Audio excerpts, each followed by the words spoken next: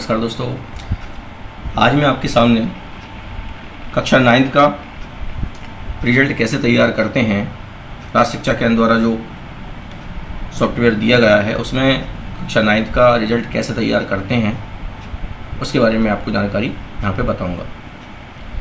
तो सबसे पहले क्या करेंगे अपन लोग, सबसे पहले अपन लोग चलेंगे विमर्श पोर्टल पर। तो कोई ब्राउज़र ओपन कर लीजिए और ब्राउज़र ओपन करने के बाद उसमें डाल दीजिए विमर्श।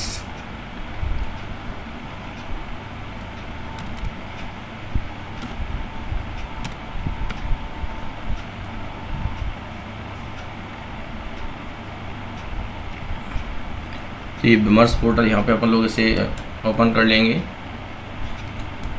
और जो प्रिंसिपल लॉगिन है आप उससे अपने इसको पासवर्ड आई डालकर लॉगिन कर लेंगे।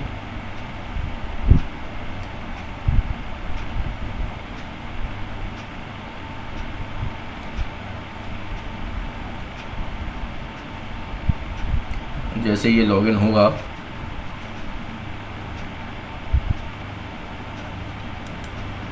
यहाँ पे अपन देख सकते हैं, यहाँ पे अपन लोग लॉगिन कर लेंगे इसको। तो देख सकते हैं अपन लोग यहाँ पर ये आराम से लॉगिन को ओपन करना है और ओपन करने के बाद अपना जो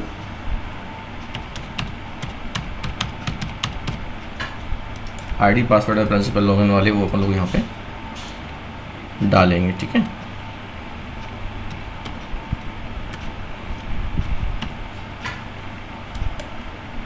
और ये अपना ये ओपन हो जाएगा। तो यहाँ पे बहुत सारे नियम इसमें लिखे हुए हैं। एक ऊपर भी विंडो यहाँ पे आई है जिसमें ये लिखा हुआ है, तो देख सकते हैं यहाँ पर स्थानीय कक्षा 9 और 11 में रिजल्ट तैयार करने के लिए एक्सेल फाइल। तो यहाँ से अपन को ये डाउनलोड नहीं करना है, यहाँ से अपन को ये डाउनलोड करके काम नहीं करना है क्योंकि ये पुरानी वाली फाइल है, 18-19 वाली फाइल यहाँ पे। तो इसे अपन क्लोज़ कर देंगे और क्लोज़ करने के बाद यहाँ अंदर जाएंगे तो अपन लोग देखेंगे यहाँ पर कि यहाँ पे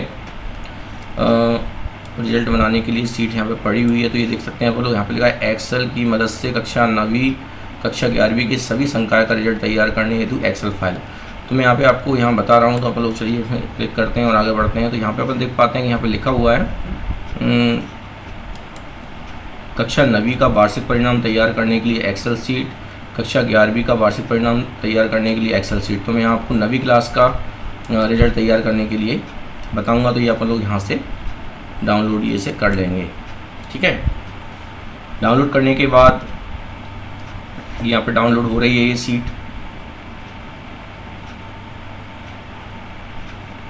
और इसको फिर अपन लोग यहाँ से ओपन कर लेंगे।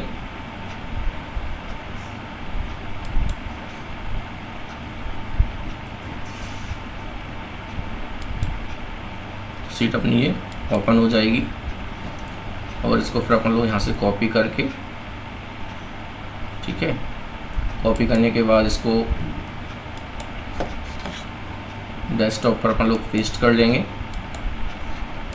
क्योंकि रिजल्ट ज़्यादातर यदि टीचर स्कूल का शिक्षक ही रिजल्ट बनाएगा अपने लैपटॉप से या फिर कंप्यूटर से तो ज़्यादा बेहतर रहेगा, उसमें गलती होने की संभावना कम रहती है। और अपन लोग अदर दुकान से कहीं से बनवाते तो कई स्पेलिंग संबंधी त्रुटियाँ, डेट ऑफ बर्थ संबंधी त्रुटियाँ उसमें हो जाती हैं, अंकों का हेर फेर भी हो जाता है। इसलिए अपन लोग खुद अपना काम विद्यालय का स्वयं रिजल्ट बनाएं जिससे कोई भी गलती होने की संभावना ना रहे। तो इस तरह से अपन ये फॉर्म जो है फाइल डाउनलोड कर ली है। अब इसमें अपन रिजल्ट कैसे बनाएंगे तो अपन लोग देखते हैं। पहले इसका नामकरण अपने विद्यालय के अकॉर्डिंग कर लीजिए, इसका रीनेम कर लीजिए, नाम बदलना है आपको तो इसका नाम बदल लीजिए, विद्यालय का नाम कर लीजिए। फिर इसको अपन लोग ओपन करेंगे। ओपन करने के बाद अपन लोग यहाँ देखेंगे कि इसमें एक्सेल सीट में किस तरह से अपन को काम करना है, कैसे क्या जानकारी भरना है, तो वो अपन लोग यहाँ पर देखेंगे।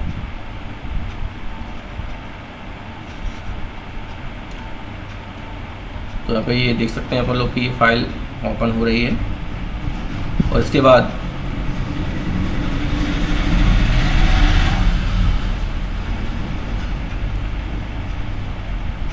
सीट को कैसे अपन को काम करना है ये अपन लोग इस पर देखेंगे।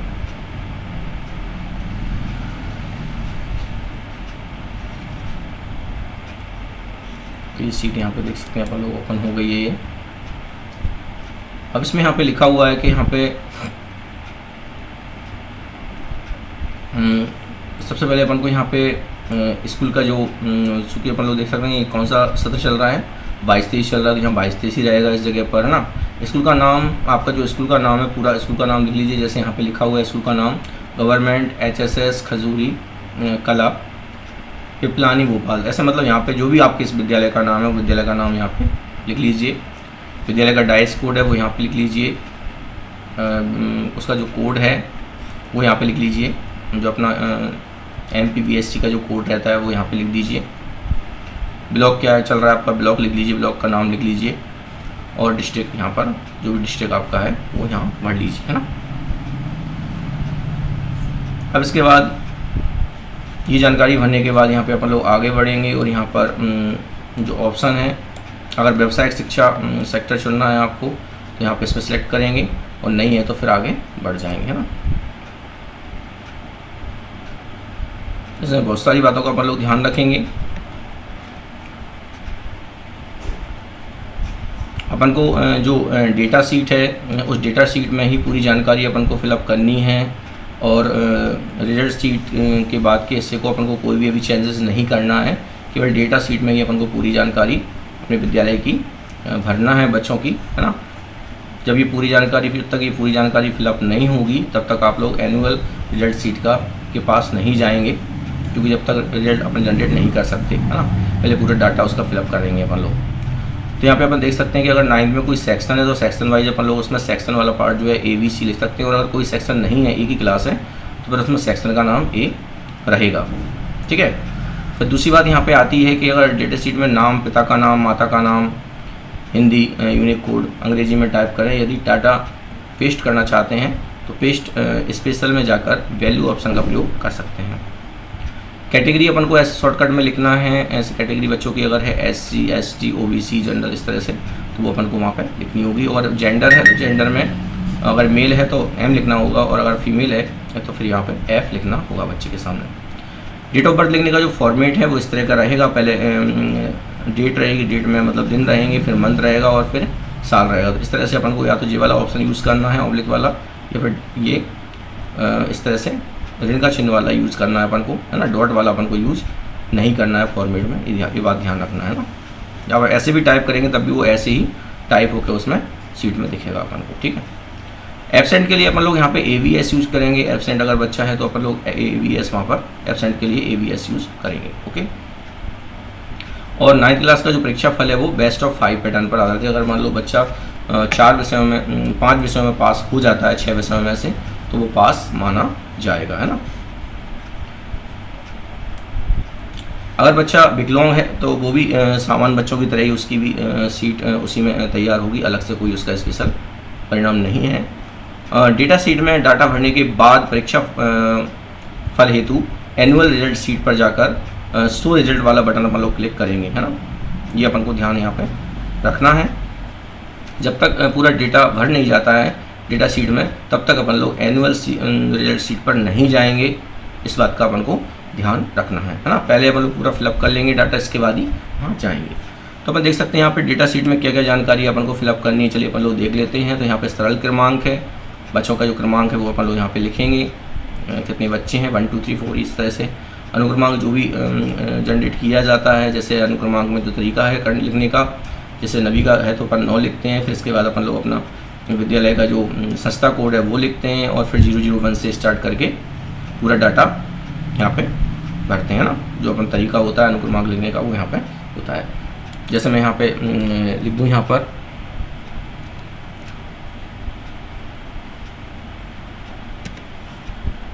जैसे 9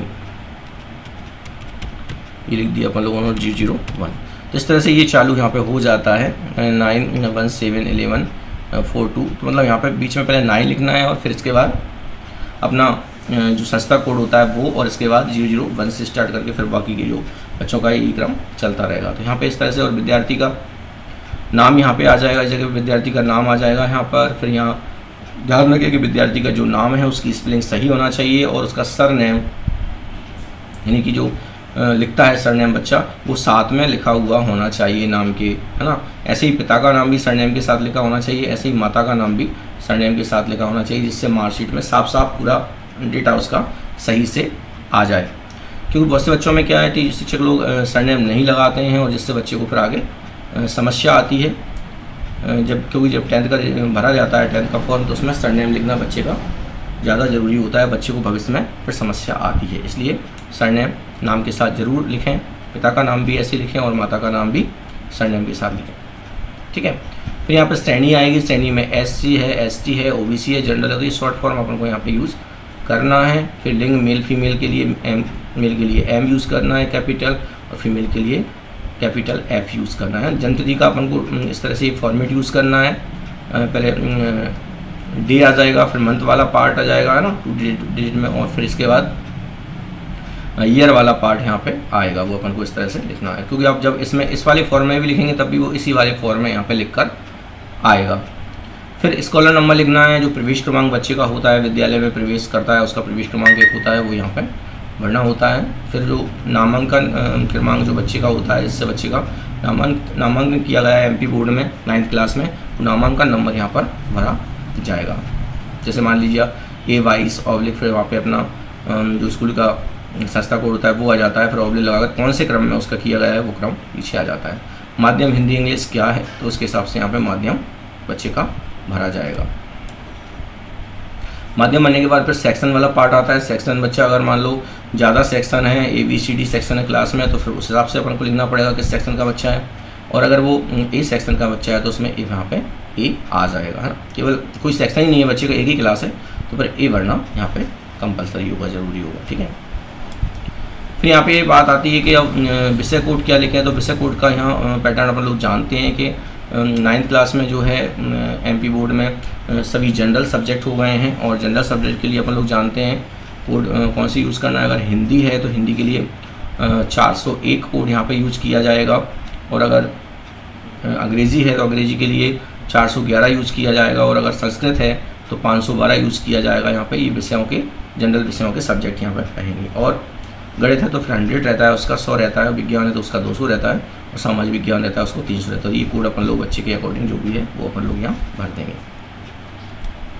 आगे बढ़ जाएंगे, फिर यहाँ पे त्रैमासिक परीक्षा के अंक भरे जाएंगे, जो कि आपने 75 का थ्योरी था जिसमें से आपने बच्चों का अंकन किया होगा, और 25 का प्रैक्टिकल था जिसमें से आपके बच्चों का अंकन किया होगा, वो यहाँ पे नंबर चढ़ा जाएंगे। थ्योरी के नंबर यहाँ पे आ जाएंगे, और पहले अपन हिंदी के भर देंगे यहाँ पर, और सब्जेक्ट के यहाँ उसी सब्जेक्ट के, और फिर थ्योरी के, है ना, थ्योरी के, और फिर प्रैक्टिकल के, प्रोजेक्ट के जो है। तो प्रोजेक्ट और प्रैक्टिकल जो होता है आपको 25 नंबर का, उसके नंबर यहाँ पे भर देंगे। थ्योरी प्रोजेक्ट इस तरह से ये नंबर यहाँ पे फिलअप बच्चे के हो जाएंगे। ऐसे ही सेम बिल्कुल अर्धवार्षिक के जो नंबर है वो भी यहाँ पे अपन लोग चढ़ा लेंगे, ठीक है।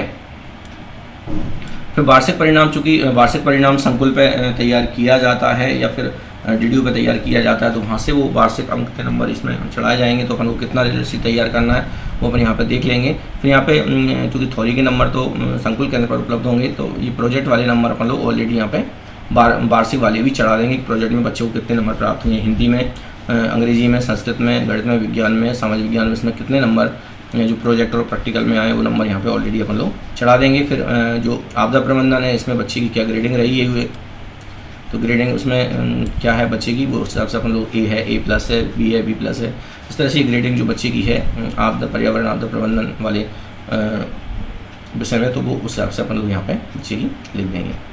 फिर यहाँ पे आता है सतत एवं व्यापक अधिगम जो मूल्यांकन है, जो CCLE चलता है बच्ची का, शनिवार को जो बाल सभा लगती है उसमें जो बच्चों का अंकन हुआ है उन अंकों के 500 का पूर्णांक टोटल रहता है। 500 में से कितने अंक बच्चे ने अर्जित किए हैं तो वो यहाँ पे अपन लोग पुट कर देंगे, ठीक है। तो यहाँ पे केवल अपन को ये थ्योरी वाले 12 मार्क के थ्योरी वाले नंबरों को यहाँ पे छोड़ना है, क्योंकि ये नंबर संकुल केंद्र पर जहाँ पे कॉपी चेक होनी है वहीं पे ये चढ़ेंगे। इतनी अपन को सीट तैयार करना है। इसके बाद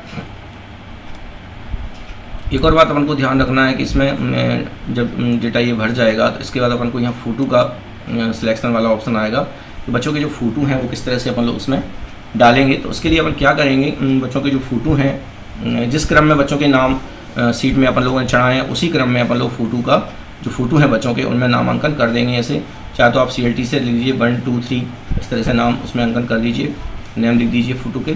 फ़ोटो का साइज़ जो पासपोर्ट साइज़ का फ़ोटो रहता है उसी साइज़ के फ़ोटो आप स्कैन करके अपने कंप्यूटर में डाल लीजिए और एक फ़ोल्डर बना लीजिए 9 फ़ोटोज़ के नाम से, ठीक है।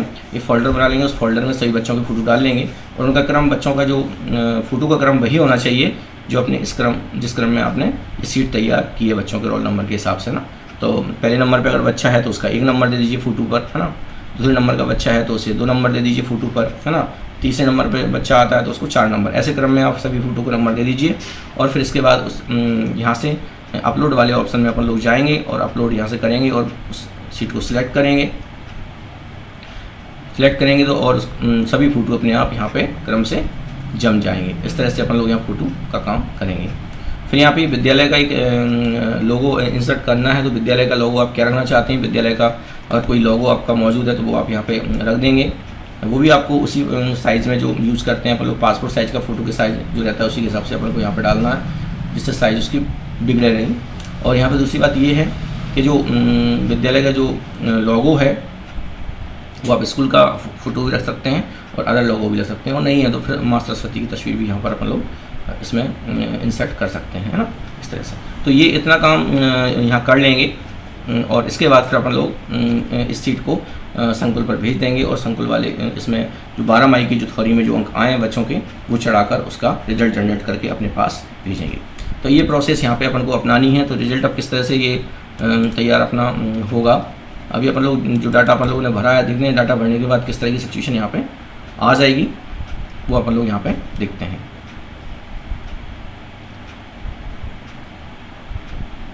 रीलोडिंग यहाँ पे चल रही है और अपन देख सकते हैं किस तरह से।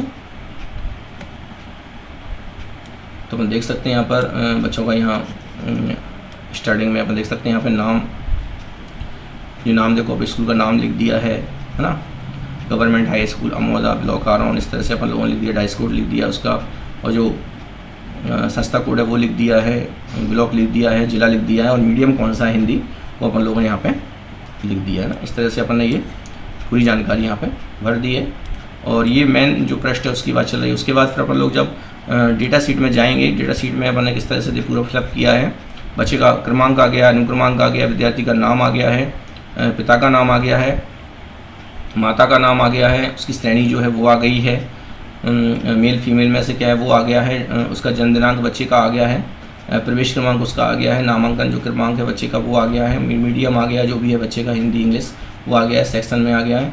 फिर यहाँ पे अपन देख पा रहे हैं कि इसमें जो कोड अपन लोगों ने भरे हैं, तो बच्चे का जो हिंदी है वो जनरल हिंदी चल रहा है, 401 है, जनरल इंग्लिश चल रहा है वो 411 है, और जनरल संस्कृत चल रहा है वो 512 है। तो इस तरह से ये, और कोड गणित का 100 है, विज्ञान का 200 है और सामाजिक विज्ञान का 300 है। तो ये कोड यहाँ पर भर दिए जाएंगे। फिर इसके बाद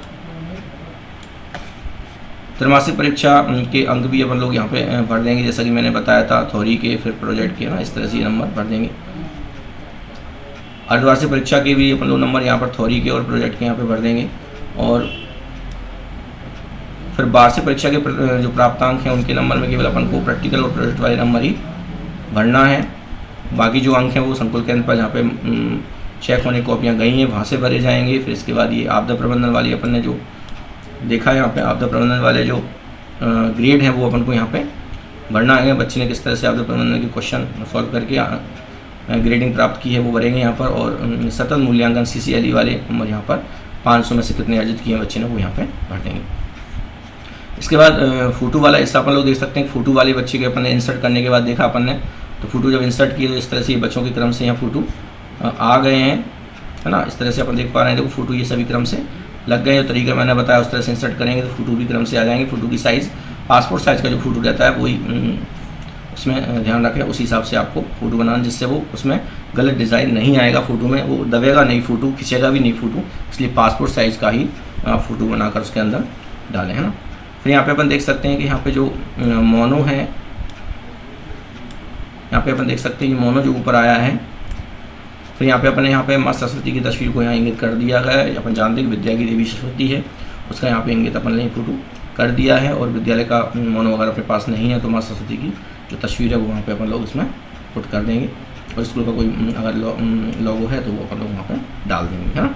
तो इस तरह से अपन देख सकते हैं कि ये रिजल्ट यहाँ तक हो जाएगा। अब इसके बाद एनुअल रिजल्ट शीट में अपन लोग यहाँ पे जाएंगे, ये तब जाएंगे तब अपन लोग जब पूरा अपना वो डाटा भर जाएगा, क्योंकि अपन देख रहे हैं उसमें डेटा में जो वार्षिक वाला जो परिणाम है उसमें थोड़ी वाले अंक अभी नहीं चढ़े हुए हैं। जब वो अंक चढ़ जाएंगे तो फिर ये जो शो बटन है ये वाली, इस पर अपन लोग क्लिक करेंगे और रिजल्ट अपना तैयार हो जाएगा, है ना।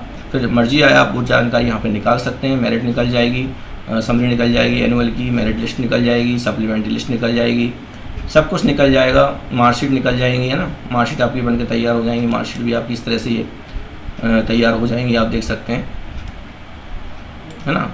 जैसे अपन लोग देख सकते हैं मार्कशीट इस तरह से बन के तैयार होंगी। यहाँ पे नाम आ जाएगा इस तरह से, है ना, नाम आ जाएगा यहाँ पे बच्चे का फ़ोटो आ जाएगा और ये पूरी जानकारी यहाँ पर आ जाएगी। अपन देख सकते हैं इस तरह से ना,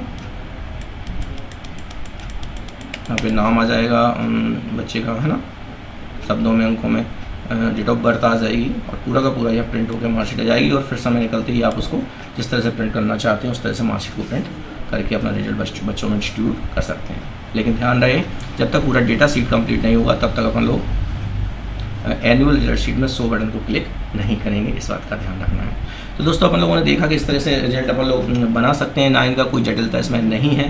तो टीचर खुद अपना रिजल्ट अपने विद्यालय का अपने लैपटॉप पर, अपने कंप्यूटर पर बनाएं, जिससे त्रुटि होने की संभावना कम रहेगी। तो धन्यवाद साथियों, आपको अगर ये वीडियो अच्छी लगी हो, पसंद आई हो तो इसे लाइक करें, शेयर करें और मेरे चैनल को सब्सक्राइब जरूर करें। धन्यवाद साथियों।